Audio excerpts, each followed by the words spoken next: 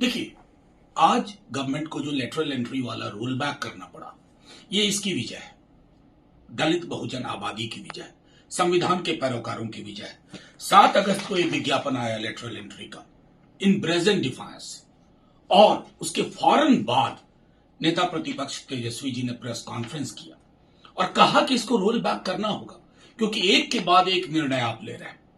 और मैं समझता हूं पूरे देश में जो उसके बाद ट्रैक्शन हुआ, जो लोगों को एहसास हुआ, आज यानी तारीख आप देख लीजिए, आज की तारीख क्या है।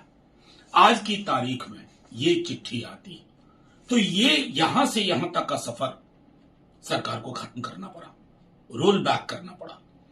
नेता प्रतिपक्ष ने कहा, और तमाम उन चीजों पर जिस प्रकार से आप संवैधानिक प्रावधानों पर अटैक कर रहे हैं, उसको आप मानसिकता को खारिज करना होगा।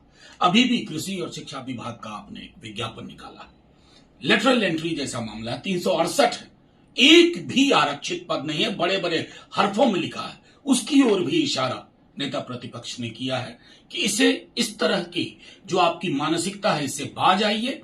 और इस किताब में जो कुछ है दलित बहुजन आबादी के लिए, SC ST OBC के लिए, अगर आप इसको दरकिनार करेंगे, जन सैलाब उमड़ेगा, संभाल नहीं पाएंगे।